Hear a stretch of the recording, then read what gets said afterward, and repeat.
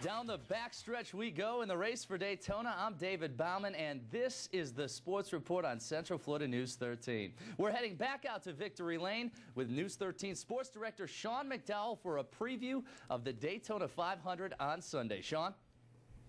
DB, welcome back to the World Center of Racing, where we must admit it's a bit chilly for Central Florida weather, but nonetheless we are standing in a hallowed spot.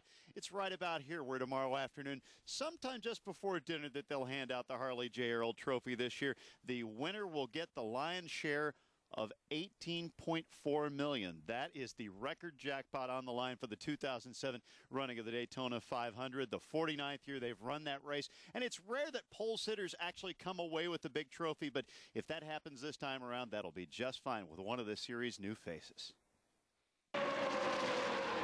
Let's open the door on what could become David Gilliland's Garage Mahal. Probably not too funny to him. Anytime a rookie owns the pole for the Daytona 500, it tends to draw a crowd.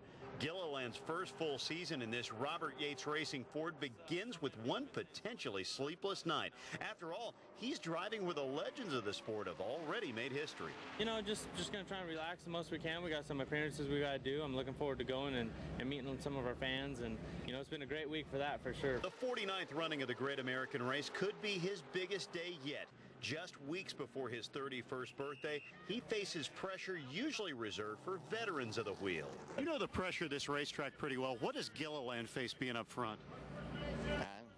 You know, you just got to perform. That's all there is to it. I mean, you got a fast car, you got to go whenever it's time to go. He's got a fast car, and he was really smart in the 150, so he'll do just fine. He'll probably surprise a lot of people, but the people that know him, he's not surprised at all. Dave, we know what you want, but what do you settle for? We won't settle for anything less. You know, we're just going to settle for, you know, just doing our best each week. And between Ricky and I feel real good about the results that are up and coming. Good luck.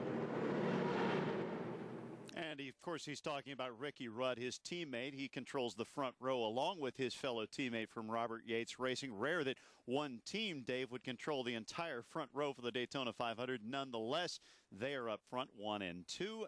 However, you'd have to be crazy at this point to bet against Tony Stewart, because that guy is running one hot race car right now, having won the Budweiser Shootout, not to mention one half of the Gatorade Duels at Daytona. Let's go back to the studio. Sean, before you go, with that said, is Tony Stewart your favorite to win this race?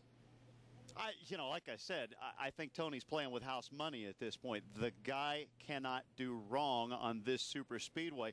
We didn't even mention the back-to-back Pepsi 400s that he's won, and he thrilled the crowd a year ago, last July, by climbing the fence right over here at the start-finish line. So, yeah, if you've got money to spare, not that we encourage that kind of thing, but if you're in the mood, the 20 is probably the guy to bet on. Yeah, we might see smoke climbing that fence once again like Superman. Thanks, Sean. From Daytona, that's News 13 Sports Director Sean McDowell.